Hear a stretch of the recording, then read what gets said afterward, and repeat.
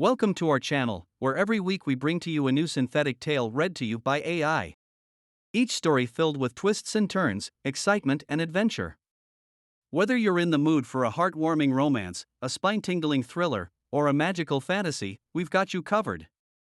So sit back, relax, and let us transport you to a world of endless possibilities.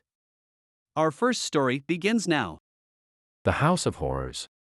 The House of Horrors was a notorious place in the small town of Millfield. It was said that the house was cursed and anyone who entered it would never come out alive. Despite the warnings and rumors, many people were drawn to the house, eager to uncover its secrets and possibly even make it out alive. But no one ever did. The house was a sprawling mansion that had once been the pride and joy of a wealthy family. But as time passed, the family's fortune dwindled and the house fell into disrepair. Eventually, it was abandoned and left to rot, until it became a haven for squatters and vagrants. That was until one day, the squatters began to vanish without a trace, and rumors of strange noises and ghostly apparitions began to spread throughout the town. I was a journalist and I was assigned to investigate the House of Horrors. My editor wanted me to find out what was happening in the house and write an article about it. I was excited to take on the challenge, but I was also scared. I had heard the rumors and the stories of people who had disappeared inside the house, and I didn't want to become another one of those stories. But I was determined to get to the bottom of the mystery and find out what was happening in the House of Horrors. I arrived in Millfield on a crisp autumn day and made my way to the house. As I approached, I couldn't help but feel a sense of foreboding. The house was even more imposing and creepy than I had imagined. It was a sprawling, three-story building, with broken windows and a sagging roof. The front door was missing, and the entrance was covered in cobwebs. I took a deep breath and stepped inside. As I entered the house, I was immediately struck by how cold it was inside.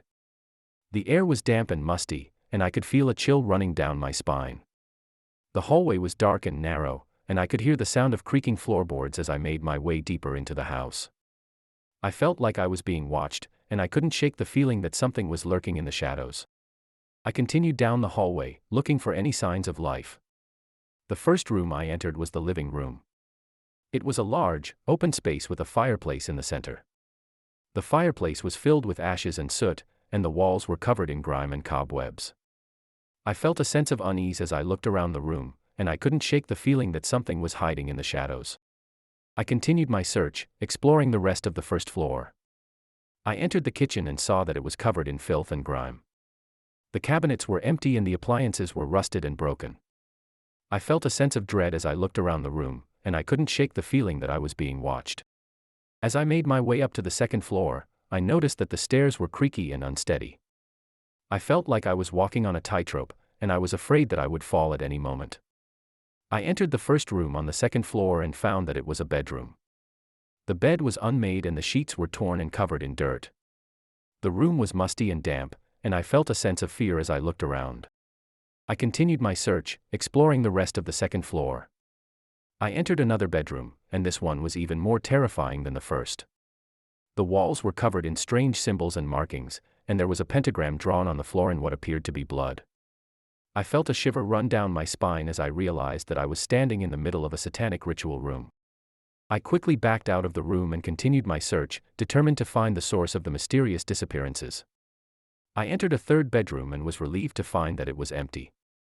But as I was about to leave, I heard a sound coming from the closet. I approached it cautiously, and as I opened the door, I was horrified to see a ghostly figure standing inside. I stumbled back in terror, tripping over my own feet and falling to the ground. I scrambled to my feet and ran out of the room, determined to get out of the house. But as I reached the top of the stairs, I heard a voice calling out to me from the shadows. It was a voice filled with hatred and evil, and it seemed to be coming from every direction at once. I didn't know what to do, so I ran down the stairs as fast as I could. I burst through the front door and stumbled into the daylight, gasping for air. I turned to look back at the house, and I was horrified to see that it was no longer the dilapidated mansion that I had entered just moments before. Instead, it was a towering structure, looming over me like a monster. I knew then that I had to get out of Millfield and never come back. I took the first train out of town and never looked back. But I never forgot the House of Horrors and the evil that lived inside. And to this day, I can still hear the voice of the ghostly figure, calling out to me from the shadows. Years have passed, but the House of Horrors still stands, and the rumors and legends about it persist. Some say that the house is still haunted, and that the spirits of those who disappeared inside still roam its halls. And some say that the house is a portal to another realm, where the forces of darkness hold sway.